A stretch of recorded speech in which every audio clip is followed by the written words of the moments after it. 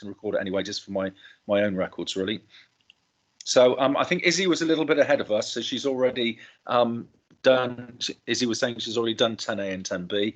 I think, and that's good. I think it's great for consolidation. But I think generally I was going to suggest today that we sort of just double checked we were okay with 10A and 10B, and really I wanted this lesson to be 10C. So Izzy's just that's excellent that you've done that, Izzy. So really, so chapter 10, guys, is very much very similar to the your physics understanding, your physics learning that you've done. Okay, so this is very much going to be very much using F equals ma. Okay, so Newton's second law. So I just really want to turn the pages just so you can just double check you feel comfortable with bits and bobs, and then really leave you to get on with 10C before I see you next time. Now I appreciate that you are in school on and off this week, so so it's only 10C I want you to be working on, and I don't see you again until Monday. So hopefully you'll be able to dot around that and do bits and pieces. So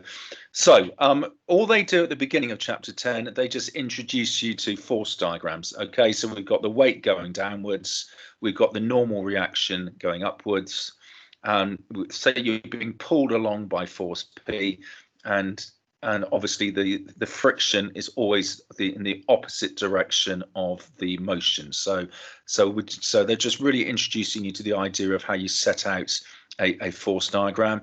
And again, as I'm sure as you all know, this block doesn't sink into the table. Equally, it doesn't fly up into the air. So the normal reaction is a resistive force. It really just offsets the weight. So it will be as much as it needs to be in order to offset the weight. So they just explained to you early on just how to set out the force diagrams, and I don't think I've remembered to do it yet. I will just go and upload my workings here onto a PDF. I've made a note of that to do that, so I'll go and pop that onto the show my homework. I will also just go and pop it on as a note on Teams. So I'll get these slides uploaded the second we've finished having this live bit of the lesson. So what I would really want you to do, James and Patrick, is just to flick through these and just check that you understand what's going on, which I'm sure you will do. So that's just 10A. Okay, a little bit of simultaneous equation there. You might want to just practice that one. Where we've got constant velocity, if our speed is not changing, that is when our acceleration equals 0. So all our forces have to net off. So if we're resolving horizontally, 25 has to equal 2p plus q. And resolving vertically, 3p minus 2q equals 20. And that's two equations, two unknowns. So you've just got a simultaneous equation to solve. I don't think there's anything else I really want to focus in on 10A. Yes, and then 10B, they are just introducing you to forces being by way of vectors.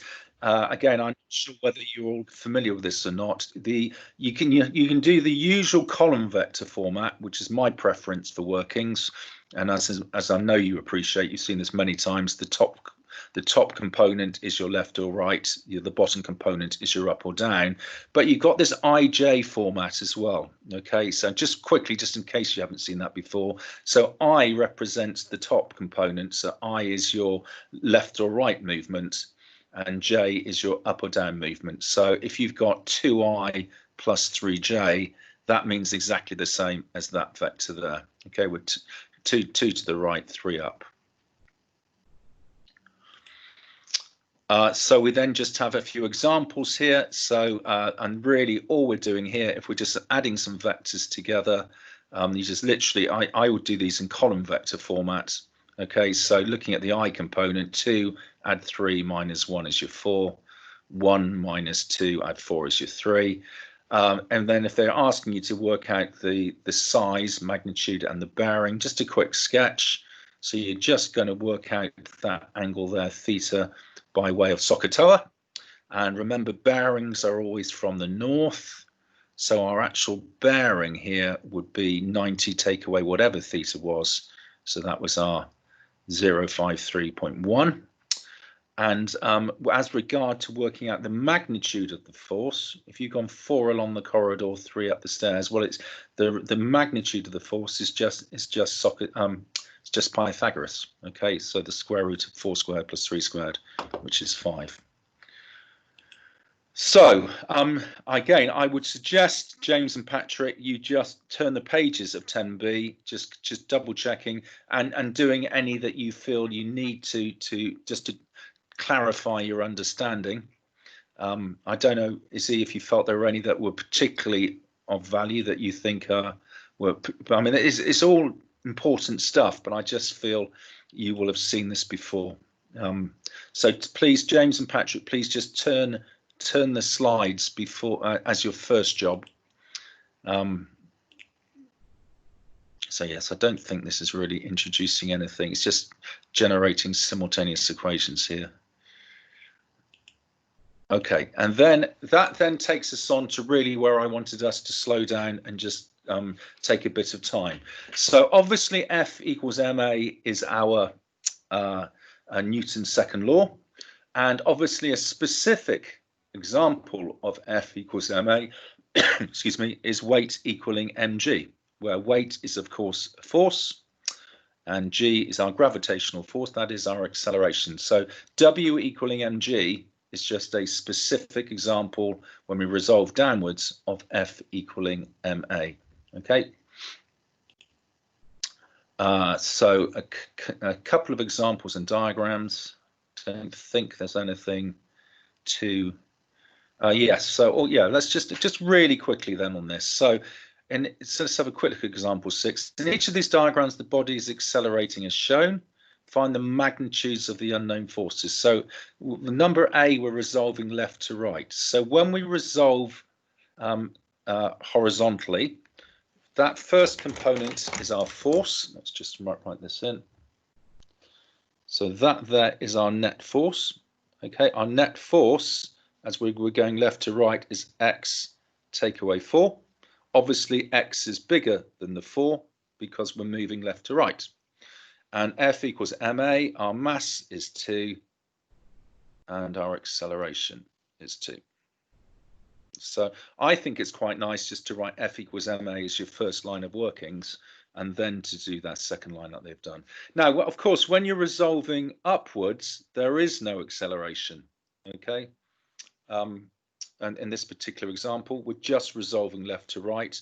So in example A here, by definition, these two forces have to cancel each other out, our y and our 2g, because there is no acceleration upwards or downwards. So by definition, y equals 2g. Okay, and then example B, key bit, always choose to resolve in the direction of the motion. So for part B, they've decided to resolve going to the left because that is the direction of the acceleration. So again, if I were you, I would start off by writing F equals ma. So our net force is 80 take away x. 80 has to be bigger than x, otherwise we wouldn't be moving right to left. So 80 minus x, that's our net force. Our mass is 4, our acceleration is 2. And then resolving upwards, okay, when we resolve upwards, there is no acceleration upwards. No acceleration upwards. We net off our forces. So forces going upwards are positive because we're resolving upwards. That is y. Then we take away our forces going downwards, which is the 20 and the 4g. But again, just think your starting point, F equals ma. Our net forces are y minus 20 minus 4g. Our mass is 4. Our acceleration is 0. Okay, so example 7, same idea here, but once we've gone and worked out the acceleration for part A using F equals ma, again, I would write in F equals ma as my starting point. Once we've worked out that acceleration, we're just starting to utilize SUVAT in part B. And then in part C, we're resolving upwards. Again, I know I keep saying it, but just to reiterate it, when we're resolving upwards, there is no acceleration. So our right-hand side equals 0. Our F equals MA. Our right-hand side equals 0. So our left-hand side must equal 0. Our forces have to cancel out. So our weight of 5G had to be our resistive force at the normal reaction of R. Okay, and then that takes us into 10C, please. So I would like you, please, this week to work through 10C. I am conscious of the fact you guys are in school this week a bit, and it's really, the idea is that this is a consolidation week. So I think just working through 10C alone is enough, please. So that's it, guys. And then when I see you on Monday, we will go from 10.4. So that's it. I will just go and upload the PDF in a second of these, and then I will go and mark James's unit test. So thank you for uploading that, James. Anyone got any queries? If not, we'll call it a day there. Okay. No, that's all fine. Okay, thanks, Izzy. Thanks for tuning in, Patrick and James. We'll speak soon. Bye. Thank you. Thank you. Bye. Thank you. Cheers, Patrick. Bye. Bye.